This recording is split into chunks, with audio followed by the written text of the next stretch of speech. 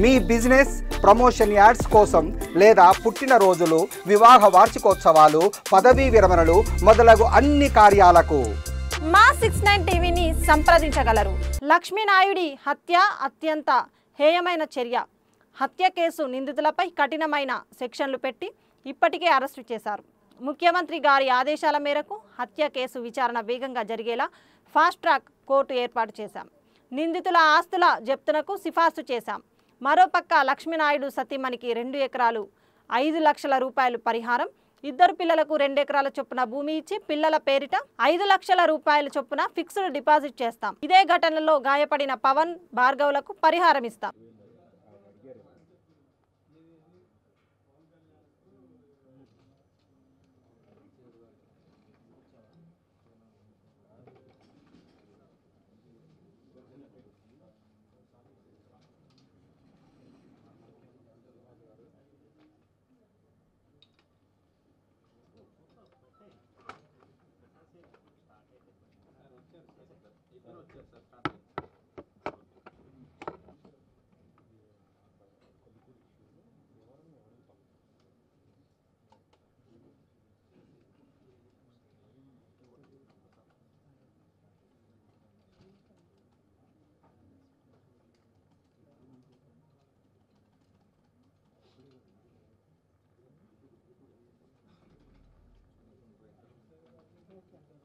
అందరికీ నమస్కారం.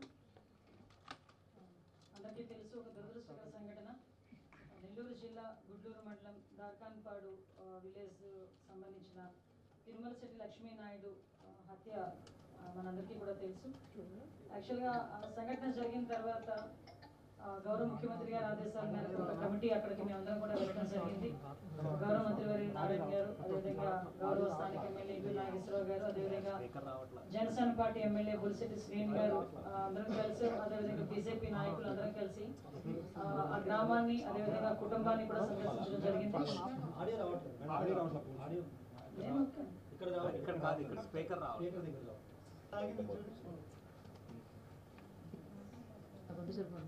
Hello hello yes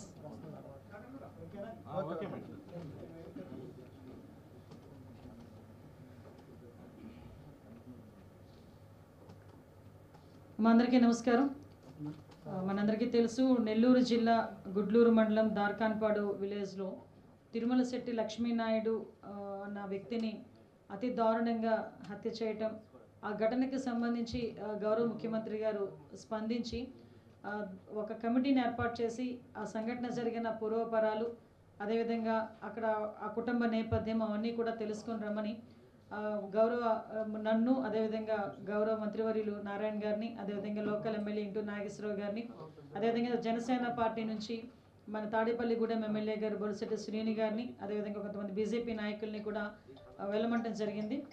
మేమందరం కూడా అక్కడికి వెళ్ళి ఆ కుటుంబాన్ని పరామర్శించి ఆ కుటుంబ నేపథ్యం అంతా చూసి, అందులో ఆ సంఘటనలో గాయపడ్డ మిగతా 2 భార్గవ్, పవన్ని కూడా గుంటూరు హాస్పిటల్లో అక్కడ కూడా పరామర్శించి వాళ్ళందరితో కూడా మాట్లాడి రావడం జరిగింది. అయితే ఇక్కడ మనం అబ్జర్వ్ చేసుకుంటే ఆ హత్యకు సంబంధించిన వివరాలు మనం అబ్జర్వ్ చేసుకుంటే ఓవరాల్గా ఇది కేవలం ఒక వ్యక్తిగత వ్యవహారాలు, అదేవిధంగా ఒక ఆర్థిక లావాదేవీల కారణంగానే ఈ హత్య నేపథ్యం కనిపిస్తూ ఉంది.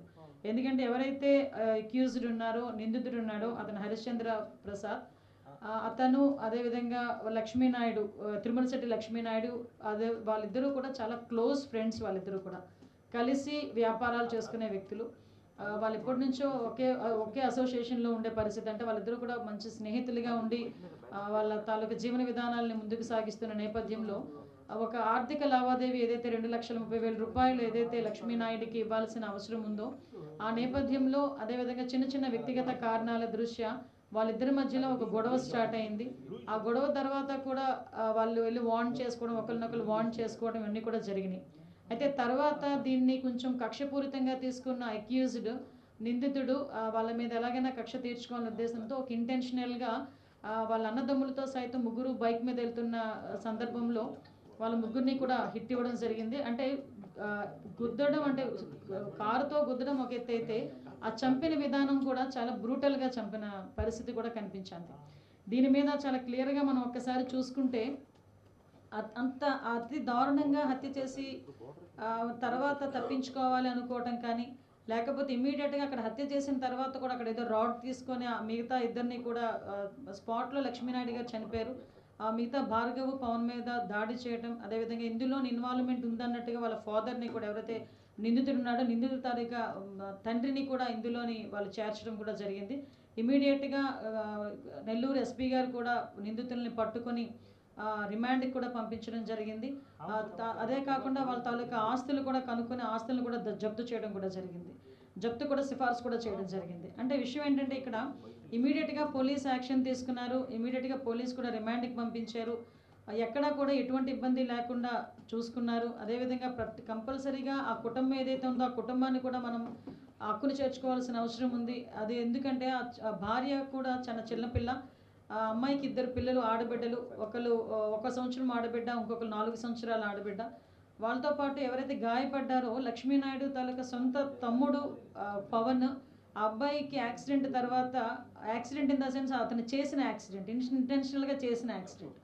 అది యాక్సిడెంట్ తర్వాత అతనికి వెన్నుపూసలో ప్రాబ్లం అయ్యి ప్యారలైజ్ అవ్వడం జరిగింది. తనకి మళ్ళీ ఆపరేషన్ కూడా చేశారు. తను తిరిగి కోలుకోవాలంటే కూడా చాలా టైం పడుతుంది. అదేవిధంగా ఎవరైతే భార్గవ్ ఉన్నారో, చిన్ననాన్న కొడుకు భార్గవ్ ఉన్నారో, అతనికి కూడా కాలు ఫ్రాక్చర్ అయ్యి తను కూడా హాస్పిటల్లో ఉన్నారు. అయితే ఇదంతా జరుగుతున్న నేపథ్యంలో డెఫినెట్గా కుటుంబాన్ని ఆదుకోవాలని గౌరవ ముఖ్యమంత్రి గారు ఒక కమిటీని ఏర్పాటు చేసి మేము పంపించడం జరిగింది. పంపించిన తర్వాత ఇమీడియట్గా వాళ్ళందరికీ కూడా న్యాయం చేయాలనే ఉద్దేశంతోనే గౌరవ ముఖ్యమంత్రి గారు చాలా సుదీర్ఘంగా దీని మీద చర్చలు జరిగినాయి. ఎందుకంటే ఒకటి అంత బ్రూటల్గా చంపే పరిస్థితి రాకూడదు. ఒకటి అంటే ఇక్కడ 2 నేపథ్యాలు. ఒకటి నిందితుడికి శిక్ష పడాలి అన్నది ఒక ఆస్పెక్ట్ అయితే, ఎవరైతే బాధితులు ఉన్నారో వాళ్ళకి ప్రభుత్వ పరంగా మనందరం కూడా సహాయ సహకారాలు అందించాలి, వాళ్ళకి కూడా భరోసా ఇవ్వాలి అన్న నేపథ్యం ఒకటి. ఈ రెండిట్లోని నిందితుడికి శిక్ష పడాలి. నేను అక్కడికి వెళ్ళినప్పుడు కూడా, నేను మంత్రి గారు అందరం కూడా వెళ్ళినప్పుడు కూడా వాళ్ళ భార్య తను ఒకటే కోరుకుంది, నాకు నిందితుడికి శిక్ష పడాలి, ఎట్టి పరిస్థితుల్లోనే నాకు లాంటి పరిస్థితి ఇంకా ఆడదానికి రాకూడదు. అదేవిధంగా చాలా బ్రూటల్గా చంపారు, అతను ఎట్టి పరిస్థితులను బయటికి రాకూడదు, ఇదే నా కోరికమ్మ. నా పిల్లల్ని ఎలా పెంచుకోవాలో కూడా నాకు అర్థం కావట్లేదు, కొంచెం నాకు సపోర్ట్ చేయండి అన్న ఒకే ఒక పదం ఆ అమ్మాయి కూడా ఉపయోగించింది.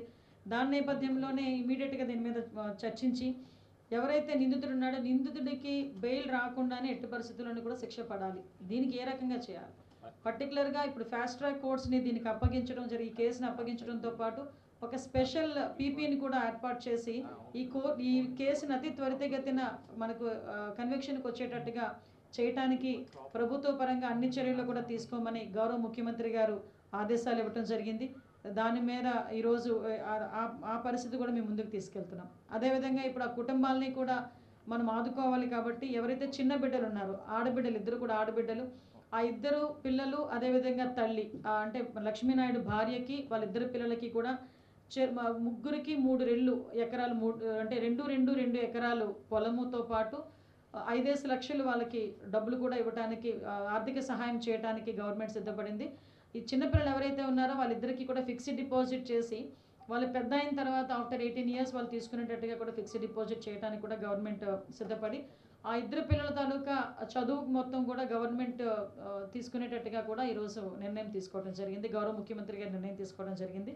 అదేవిధంగా ఎవరైతే పవన్ తనకి కూడా ప్యారలైజ్ అయ్యి ఈరోజు లక్ష్మీనాయుడు తాలూకా తల్లిదండ్రులకి 2 పిల్లలు, ఒకళ్ళు లక్ష్మీనాయుడు అయితే చనిపోయాడు, ఇంకొక అబ్బాయి పవన్. ఆ పవన్ కూడా ఈరోజు ప్యారలైజ్ అయి ఉన్నాడు, అంటే మనకి ఆపరేషన్ జరిగి ఇంకా నడవలేని పరిస్థితిలో ఉన్నాడు. కాబట్టి అతనికి కూడా హాస్పిటల్ ఖర్చులు భరిస్తూ 4 ఎకరాల పొలం ఇస్తూ 5 లక్షల రూపాయల డబ్బులు కూడా ఇవ్వడానికి ఈరోజు గవర్నమెంట్ సిద్ధపడింది. అదేవిధంగా ఇంకొక అబ్బాయి భార్గవ్ ఎవరైతే ఉన్నారో ఆ అబ్బాయికి లెగ్ ఫ్రాక్చర్ ఒకటి అయింది. ఆ అబ్బాయి తాలూకా హాస్పిటల్ ఖర్చులు కూడా గవర్నమెంట్ భరిస్తూ 3 లక్షల రూపాయలు ఆ అబ్బాయికి ఆర్థిక సహాయం చేయడానికి కూడా ఈరోజు గౌరవ ముఖ్యమంత్రి గారు ఆదేశాలు ఇవ్వడం జరిగింది. దాన్ని ఈరోజు మీ అందరి ముందుకి మేము పెట్టడం జరుగుతుందండి. కానీ ఒకటి మాత్రం చాలా క్లియర్, ఇలాంటి పరిస్థితులు ఎట్టి పరిస్థితుల్లోని పునరావృతం కాకూడదు. ఒక ఎత్తు అయితే ఇటువంటి పరిస్థితుల నేపథ్యంని బేస్ చేసుకొని చాలామంది కులాల మధ్యలోనో ప్రాంతాల మధ్యలోనో చిచ్చులు పెట్టడానికి కూడా రెడీ అయ్యే పరిస్థితులు కూడా కనిపిస్తున్నాయి. అటువంటి పరిస్థితులు కూడా రాకూడదు అని నేను మాత్రం మనస్ఫూర్తిగా కోరుకుంటున్నాను. ఎందుకంటే ఎవరి కష్టమైనా ఒక కష్టమే, ఆ కష్టాన్ని కష్టంగా చూడాలి తప్ప కష్టం మీద కూడా మనం రాజకీయాలు చేసుకోవాలి అనుకున్న ఆలోచన తీరు ఏదైతే ఉందో అది ఎప్పటికీ కూడా రాజకీయంగా ముందుకెళ్ళలేమని పరిస్థితి చాలామందిలో మనం చూసాము, ఇప్పటికీ కూడా మనం చూస్తూనే ఉన్నాం. కాబట్టి దీనికి గౌరవ ముఖ్యమంత్రి గారు కూడా చాలా క్లియర్గా ఎటువంటి సంఘటనలు జరిగితే ఎట్టి పరిస్థితులను ఉపేక్షించేది లేదు, కంపల్సరీగా ఫాస్ట్ ట్రాక్ కోర్ట్స్ కానీ స్పెషల్ కోర్ట్స్ కానీ ఏర్పాటు చేసి ఆ నిందితులకి త్వరితగతిన శిక్ష పడేటట్టు చేస్తామని చెప్పి చాలా కఠినంగా వ్యవహరిస్తామని చెప్పి చెప్పడం జరిగింది. ఇదే విషయాన్ని మీ అందరి ముందుకు ఉంచుతున్నాం.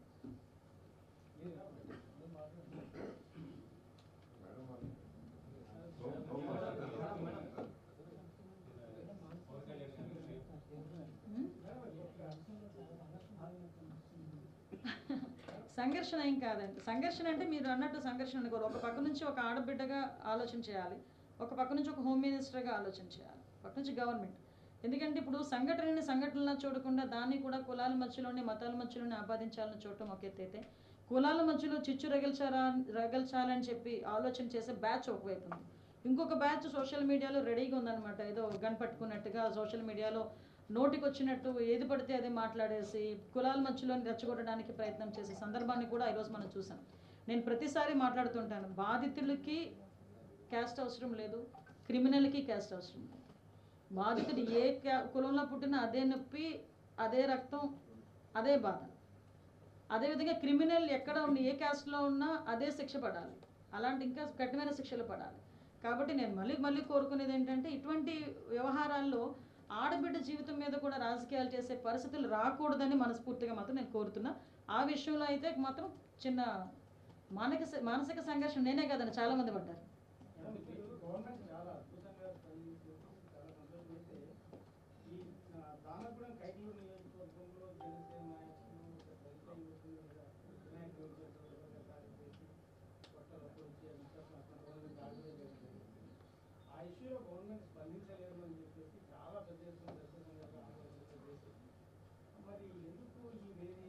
వేరియేషన్ దయచేసి మీకు కూడా ఒకటే వినిపిస్తున్నాను.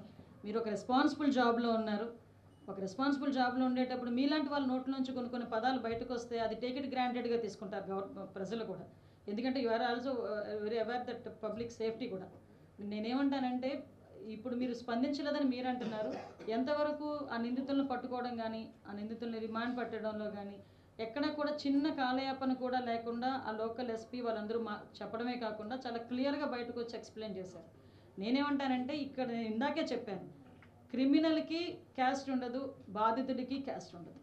దాన్ని దయచేసి మనం ఒక నెక్స్ట్ జనరేషన్స్కైనా ఒక మంచి సొసైటీని అందిద్దామంటే ఇక్కడ నుంచి మన దగ్గర నుంచి స్టార్ట్ అయ్యేటట్టుగా చూసుకుందాం అటువంటి మార్పు అన్నది. Thank you. నిందితుడు ఎవరైతే ఉన్నారో అతని భార్య తల్లి కూడా ఉంది అనేది ప్రధాన ఆరోపణ. రెండోది కాపు సంఘాల నేతలు వెళ్ళారు, ఇది కేవలం కుల హత్య అని వాళ్ళు ఆరోపిస్తున్నారు. వైసీపీకి సంబంధించిన జక్కమూడి రాజా లాంటి కాపు నేతలు కాదండి, కుల హత్య అని మీరు మాట్లాడుతున్నారు. కానీ వాళ్ళిద్దరూ వాళ్ళ భార్య బయటకు వచ్చి ఇది కులానికి సంబంధం లేదు, నా భర్త అతను ఇంతకు ముందు స్నేహితులే, ఆర్థిక లావాదేవీల కారణంగా మమ్మల్ని అలా చంపడం జరిగిందని సాక్షాత్ వాళ్ళ భార్య చెప్పింది. భార్య కన్నా పెద్ద విట్నెస్ ఎవరు లేరు కదా అక్కడ.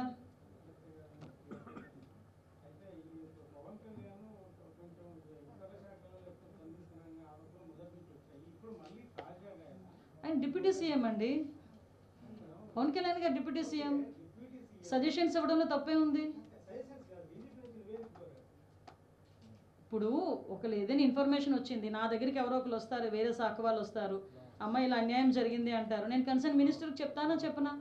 లేకపోతే కన్సర్న్ మినిస్టర్ తాలూకా ఓఎస్డీకో లేకపోతే సిఎస్కి ఎవరో ఒకరికి మేము ప్రిన్సిపల్ సెక్రటరీకి చెప్తామా చెప్పమా? ప్రతిదాన్ని భూతద్దంలో చూడకండి.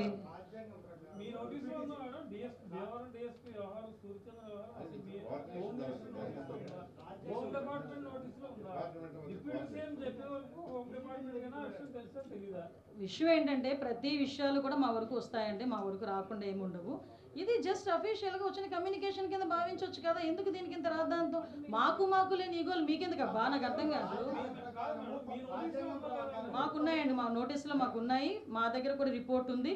ఆ రిపోర్ట్ని బేస్ చేసుకొని మా చర్యలు ఉంటాయి. ఓకేనా?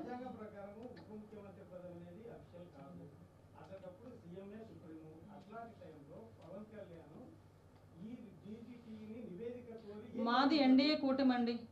మేము ఒక విషయం చెప్పనా, మీ ఇలాంటి క్వశ్చన్స్ లాస్ట్ గవర్నమెంట్లో సీఎంని మీరు అడుగుంటే ఈ పొజిషన్ ఉండేది కాదు ఈరోజు మాకు. అదే కాదు చెప్తున్నా, ఇలాంటి క్వశ్చన్స్ ప్రీవియస్ సీఎంని మీరు అడుగుంటే, లాస్ట్ సీఎంని మీరు అడుగుంటే ఇలాంటి పరిస్థితులు ఇప్పుడు సొసైటీ కూడా వచ్చి ఉండేవి కాదు. నేనేమంటానంటే ఈరోజు మేము అందరం ఎన్డీఏ కూటమిలో ఏదో రకంగా చిచ్చు పెట్టాలని చూస్తారు. మాకు అండర్స్టాండింగ్ ఉంది, మాకు సమన్వయం ఉంది, శాఖల మధ్యలో సమన్వయం ఉంది. మాకు ఎటువంటి ఈగోస్ లేకుండా మేము పనిచేస్తున్నాం. మా అధికారులు ఎటువంటి ఈగోస్ లేకుండా పనిచేస్తున్నారు. మీకు కావాల్సింది రిజల్ట్, మంచి పరిపాలన. మేమందరం కలిసి మేము పని చేసుకుంటాం అనుకునేటప్పుడు ఇది అంత క్వశ్చన్ అవసరం లేదని నా ఉద్దేశం. Thank you.